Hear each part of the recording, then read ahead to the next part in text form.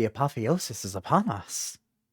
Again. Now, in the back of my mind, for a couple of years now, I've had this one video idea, and I've never really explored it.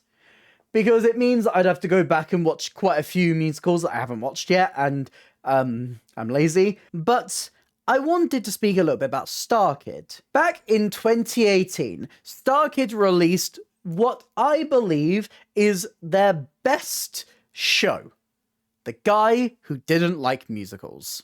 A show that I feel like has a lot of potential, and I've wanted to make this video for a while where I just speak fairly openly, fairly unscripted, about my love for it, why I kind of fell out of love with Starkid a little bit, and then eventually rank all the Starkid shows. Well, we're doing 2 out of 3 of those ideas today, because just out of the blue, as I was thinking about this, because they're coming back to London this weekend, they casually announced that they are remounting The Guy Who Didn't Like Musicals, taking the show back to Los Angeles 7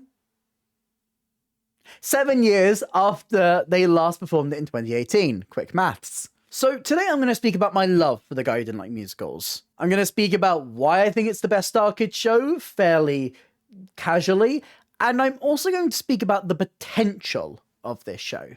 But if you haven't seen my face before, hi, I'm Ellie, I talk about theatre.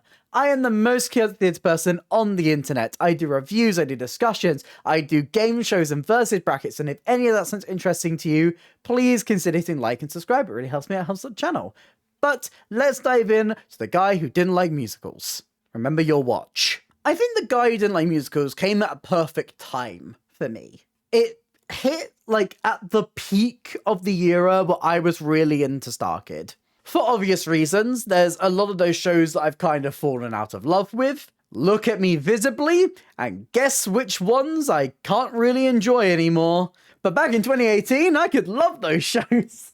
But beyond that, even to this day, Twisted, The Guy Who Didn't Like Musicals, Trail to Oregon, criminally underrated. These shows are really, really strong. Just fun, campy parody musicals that were extremely accessible because of Starkid's method of doing the show, live streaming it, and then putting it on YouTube for everyone to see once the show had finished. I've really appreciated Starkid for this. I'm constantly saying that, you know, we need to find more ways to make theatre accessible, and I think the way that they document the Starkid shows is a great way to do this. Is it perfect? No. I don't think pro shots or even live streaming theatre will ever truly replace the feeling of being there in person watching them live on stage. But for people who can't regularly get to the theatre, for people who live too far away or don't have enough money to go to their local theatre, or simply live in a place where theatre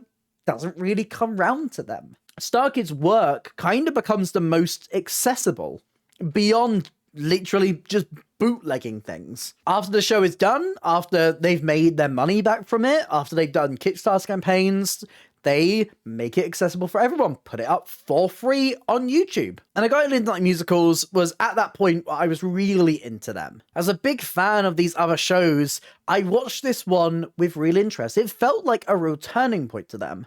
Obviously, the early days of Starkid was very much parody musicals, beyond Starship, if I'm remembering that one correctly. They'd tried their hand at a couple here and there, but they weren't as popular as the Harry Potter musicals, as Twisted, but still are beloved in their own right. These shows like Firebringer and Starship still have a lot of fans. And even if you haven't seen Firebringer, everyone knows I don't really want to do the work today. I don't really want to do the work today. I don't really want to do the work today. I don't want to do the work today. And as someone who put off filming this video for like 3 days, yeah, I relate to that.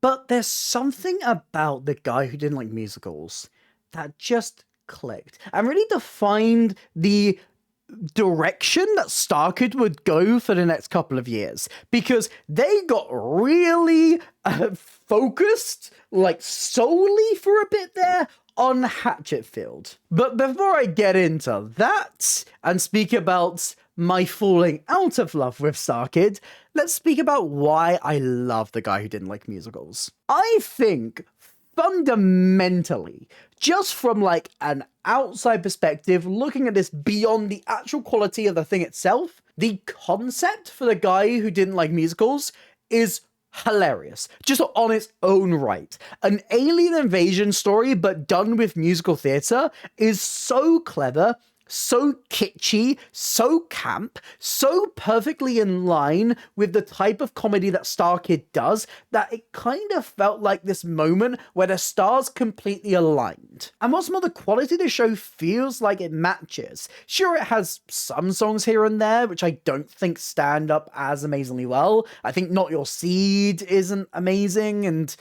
kind of drags that show's pace a little bit to a halt. But for every song like that, you also legitimately have like Inevitable. You have The Guy Who Didn't Like Musicals, the title number, which is so fun and boppy, it's amazing. I genuinely think it is one of the strongest pieces that Starkid have ever done. In terms of concept, in terms of execution, in terms of tone and vibe, everything comes together so well. And then they try to recapture that. Cut to a year later, and we get Black Friday, a musical that is also set in Hatchetfield, but this time it's kind of a different universe. They kind of take it a bit like Twilight Zone, where they're telling similar stories in this one world, and yeah, it's a fun concept. But they kind of narrowly step down this one path for a while. Now, I know Black Friday has its lovers, and I'm probably going to lose a lot of you here. I did not like Black Friday, and Black Friday, to this day, is the last new Starkid show I have seen. But this is the other problem that they had on Black Friday, because that production was plagued with illness. I don't think, when I've looked at behind the scenes stuff, I don't think they were amazingly happy with the performances that they captured for that as well. Which is the negative side about filming, but something that also we do see in bootlegs as well. If the cast isn't very happy with the performance that they did on the night, sometimes that's filmed, sometimes that's captured, and sometimes that becomes the one thing that everyone points to. Imagine going to work. Imagine going to work and having a really unproductive day, and that's the piece of work that everyone points to. Like, that's the level that people think that you can achieve and judge you because of that. So I don't know if it's just because it wasn't an amazing performance or the show itself, or maybe I just need to go back to it and give it another chance. But I kind of struggled a bit more with Black Friday. But something else I struggled with was the way that they were kind of trying to just recapture a lot of The Guy Who Didn't Like Musicals for it. And this is coming from someone who loved The Guy Who Didn't Like Musicals, because they had a very successful run, and the concept allowed them to revisit certain characters and ideas from The Guy Who Didn't Like Musicals. But in the end, this kind of just became a bit fan servicey. Some of my least favorite moments when I last watched Black Friday were specifically the direct callbacks to The Guy Who Didn't Like Musicals. The moments where, despite the fact that I did know the show and I know what they're calling back to, the moments where it kind of feels like you're left out of the joke. And I think I would have continued with Starkid a bit more if that was the end of it. If that was the last time we revisited Hatchetfield. If they did it as a one and done. And then 2020. Understandably, 2020, difficult year. They can't really do much. The show that they were going to do, which was Nerdy Prudes Must Die, was sadly postponed. And in its stead, they did loads of mini Hatchetfield shorts. And from my perspective, I lost my interest. And I've had that period since then of 5 years of not really revisiting Starkid that much. I've kept to the distance. I've kept an eye on what they've been doing. I know that they've recently stepped away from Hatchetfield, but I still didn't really feel amazingly assured to return to Starkid at that point. And you must be sitting there thinking, Ellie, what are you talking about? You've just praised The Guy Who Didn't Like Musicals so much. Why would we need to know that you didn't really like the sequels? Why is that important? They came afterwards. Well, there's a couple of nagging thoughts in my head as a chronic overthinker who talks a lot on the internet that I can't really put to one side until I see the remounted version. Now, I'm going to get to the exciting things. I'm going to get to the potential. I'm going to get to that. I kind of have to speak first on my worries and my fears. If I'm correct, and please correct me if I am indeed wrong, but this is the first time that Starkid are returning to produce a show that they've already produced in the past and release it again on YouTube. At least like direct original musicals, I don't think they have ever done this before. And so when you're looking at this, of course, there's a 7-year gap, but the question becomes why? You've already released it on YouTube once. Why would you need to do it again? Unless it's different. They're using the word remount, and they're using the word reprised. This isn't the guy who didn't like musicals. This is the guy who didn't like musicals reprised or reprised. I had a lot of people moaning at me in my best reprise video that I can't say the word right. And I don't know if I'm being shouted at by Americans or the Brits, because I think the pronunciation is different. So if I go between the two, you're both angry. You're welcome. So yes, on the surface, sure, it sounds good. We're getting the guy who didn't like musicals back. But what's changing? Because there's positive changes that they could make, and there's ones that I don't think I would appreciate.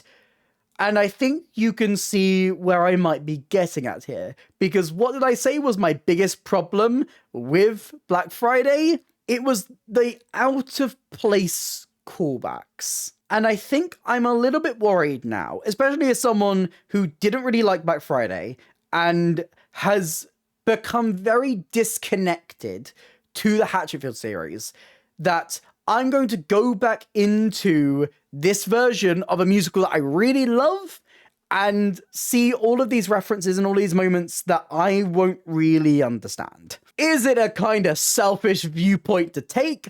Sure. And I think that's why I'm doing this video like this, because I want it to be more of an open discussion and more of a, what do I think? Am I really upset? Am I mad? Am I angry? I don't really know, because I have a lot of mixed emotions about it, and I don't think it is black and white. Because on the other hand, there's a lot of people who really, really loved the Hatchetfield series. And maybe if I wasn't as down on Black Friday as I was, maybe I would have explored Nightmare Time. Maybe I would have watched Nerdy Poods Must Die. Maybe if I watched them now, I would actually really appreciate them. Maybe that's the end point of this video. It's this large discussion of me rambling about opinions, and I just go, well, I guess I'm watching Hatchetfield now. And maybe that's what you'll tell me in the comments. But I just worry that the guy who didn't like musicals is going to find itself kind of overshadowed by the spin-offs of it. Kind of like how Black Friday, a little bit to me, felt like moments were overshadowed by the guy who didn't like musicals. I don't think I'm going to be angry if there's little nods. Like, have a Wiggly in the background. That's probably the only reference I can give you, because I don't really know any of the other references. I did tell you, I haven't watched them. I don't know it. I don't know. I know Wiggly because I saw Black Friday. The other one was about cheerleaders, right? Or something. I don't know. Have a cheerleader in the background. Cool, fine. But I don't want a lot of the text and a lot of the script to have these kind of references almost forced in. Especially when this is a production that isn't being created with that in mind. That's my fear. So let's get to my promise. What's the potential? Because I legitimately will stand by and defend the stance that the best thing Starkid have ever done is the guy who didn't like musicals. And I think out of all of the shows that Starkid have done, this is the one that has the most potential to go far. And that's why I'm excited for this. On the one hand, yeah, I'm worried. I'm worried for the same reasons of why I kind of fell out of love with Starkid at that point in time, which I hope you understand, but also returning this show now is a good idea, because I feel like the guy who didn't like musicals is an idea that is very pitchable and very potentially commercial. We saw last year that some of the Tin Can Bros shows started to try and find some life in London. And honestly, my biggest hope is that them bringing back The Guy Who Didn't Like Musicals isn't just because they don't have a new show to bring out this year, but still want to put something on, but is instead a pitch of sorts, is them bringing back this show to potentially bring it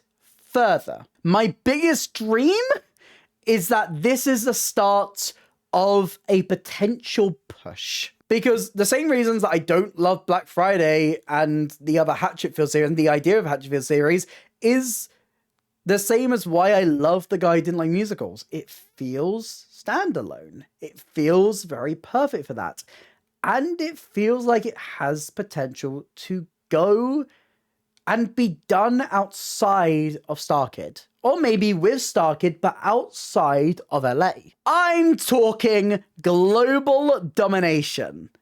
I'm talking the apotheosis beyond LA. Very fitting for a show like The Guy Who Didn't Like Musicals. I want The Guy Who Didn't Like Musicals to go off Broadway. And I will speak about London in a bit, because obviously that's the place where I live near London. I see London theatre. I know the appetite. I know the spaces a lot better, but we'll get to that. We'll start with America first. I honestly think, as a cult classic, very silly musical, The Guy Who Didn't Like Musicals could have a life in New York. I think Starkid have gone on this journey now, and they've been around for so long that I think there's a lot of proof in the pudding now. I think there's a lot of potential for them to expand outwards. I mean, look at their expansion to London. They've done concerts at the London Palladium, the biggest venue, one of the biggest venues in the West End, and they have completely sold out. They've added additional days. They've come back almost a year later. There's very clearly an appetite outside of LA for Starkid's work. And I think a lot of that is because of the way that they've very successfully built themselves into the consciousness of musical theatre fans through the accessibility of their work. So much so that now they have fans across the globe. But the thing is, I don't want the only thing that they produce outside of LA to be the concerts. I want to see Starkid's work manage to be produced and successfully done in different countries. I want Starkid's work to expand beyond, but I don't think all of it would work. Do you know the one that I think would really work? The Guy Who Didn't Like Musicals. I mean, it feels like an off-Broadway parody show. It feels like it's in a very similar place to, like, The Office parody. Even it has similar vibes a little bit to Titanic, which is now coming to the end of its run off-Broadway. These shows with very humble beginnings, even fringy beginnings, have a place in New York and also potentially in London, but we'll get to that. I legitimately think even if it was only a short run, they could potentially take something like The Guy Who Didn't Like Musicals to New World stages. They don't need a huge theatre, they just need a small space. And I think The Guy Who Didn't Like Musicals has a very easy pitch to follow, a very simple idea, a vibe and a tone that feels perfect to take as the more commercial product. I know it's funny to talk about theatre and art in that way, but that's just how commercial theatre is. That's just the nature of the industry. And yeah, The Guy Who Didn't Like Musicals really does fit that. There's things to tighten up, there's things that aren't perfect, but if they're remounting it, if they're taking another shot at it, they're clearly thinking about this because, you know, while most of the original cast is coming back, they do have a new director in Lauren Lopez, who is also playing the role of Emma. This won't be the exact same Guy Who Didn't Like Musicals as was premiered in 2018. At least, not seemingly. And if they can take another look at some of that material, adjust it slightly, maybe replace a song or two, do something a little bit like Be More Chill or Heathers, where they've slowly built themselves up over time and improved the product, then I think this could possibly go far. I could very much see this production being the stepping stone for that. And yes, I told you I would get to London. Let's speak about the London potential. I've told you about the London Palladium. There is clearly a lot of Starkid fans in London. And I think that a space like the Southwark Playhouse is perfect for Starkid. If you have never been to the Southwark Playhouse, it is one of our off-West End venues. It's a little bit outside of the West End, but they take on a lot of new musicals. If you've heard of Operation Mincemeat, if you've heard of Benjamin Button, the two previous musicals that have both went on to the West End and proceeded to win Best New Musical, both of those shows originated at the Southwark Playhouse, with Operation Mincemeat moving there after their run at the new diorama, and Benjamin Button not only performing at the Southwark Playhouse Borough, but also then moving and doing a more bigger scale production at their most recent venue, the Southwark Playhouse Elephant. We've seen a lot of other shows come over from New York and go to Southwark Playhouse. We got The White Chip that's coming soon. We've had I'm Gonna Marry You, Tobey Maguire. Recently, we had Scissorhands, which is also a musical that's come over from the States. Also come over from LA.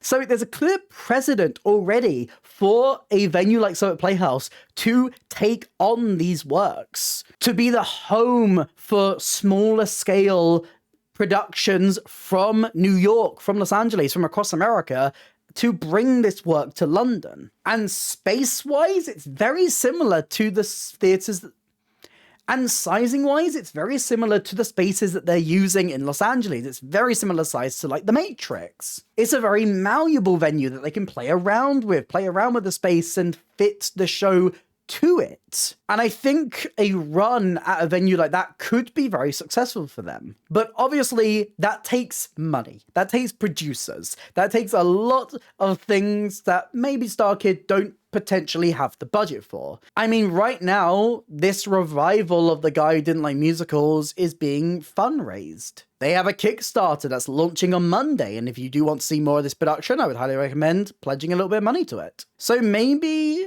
Starkid just aren't in a massive financial position to ship this show out anywhere. But at the end of the day, if they're going to bring back The Guy Who Didn't Like Musicals, if we're going to do this again, and especially for someone like me who is going to be watching this like after the fact, I'll either buy a ticket for the rented production or I'll watch it on YouTube. What about this version is going to make me want to watch it over the original? Is it going to be retooled? Is it going to be readjusted?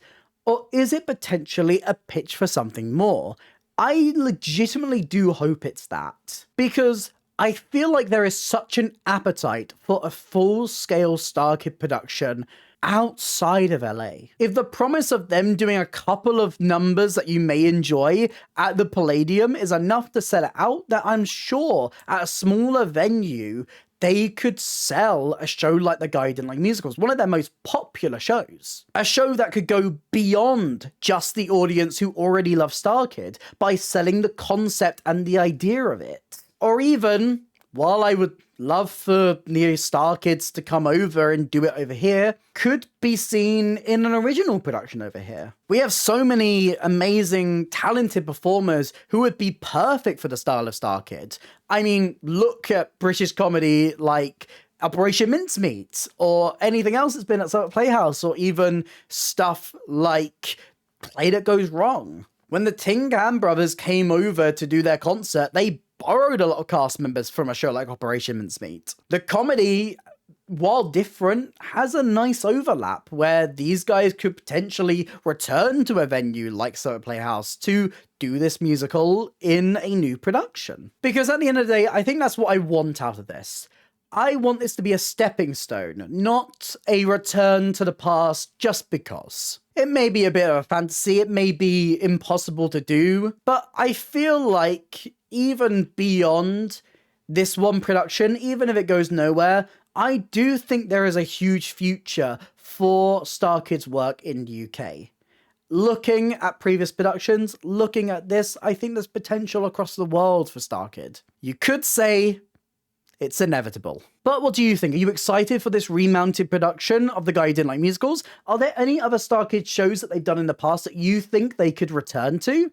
And where around the world would you like to see Starkid go? I hope you've enjoyed this really rambly, off-kilter video. I'm going to have fun editing it and trying to make it make sense. If you did enjoy this video, please consider hitting like and subscribe. It really helps me, it helps out the channel. Here's some links to some other videos I'm screwing right now and a link to my Instagram. You'd like to drop me a follow over there. I also have other social links and a merch store in the description down below. But that's it for me today, and I hope to see you next time. Bye.